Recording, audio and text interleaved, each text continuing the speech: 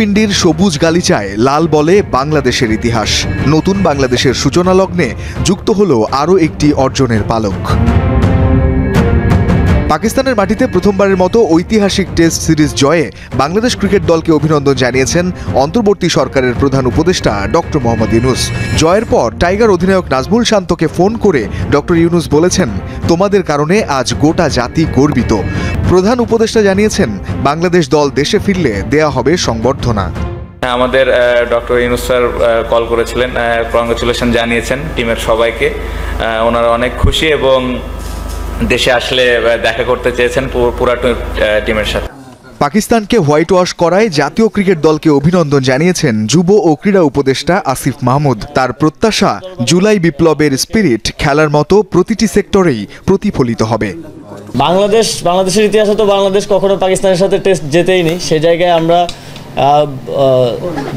দুটো ম্যাচই সিরিজে দুটো ম্যাচ জিতেই পাকিস্তানকে হোয়াইট ওয়াশ করার যে গৌরব অর্জন করছে, এটি অবশ্যই আমাদের জন্য গৌরবের।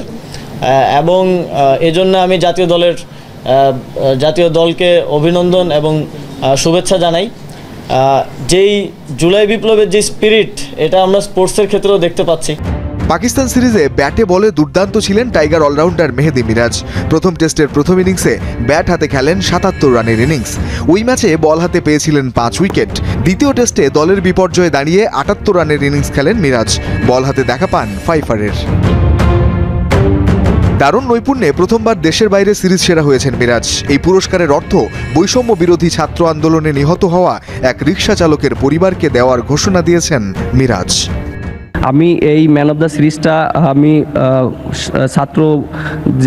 বৈষম্য ছাত্র বিরোধী আন্দোলনে যারা শহীদ হয়েছেন এবং ওখানে একজন রিকশা চালক আহত হয়েছিলেন এবং তিনি মারা গিয়েছেন, এবং তার পরিবারকে আমি এই গিফটটা আমি দিতে চাই তাদের উদ্দেশ্যে।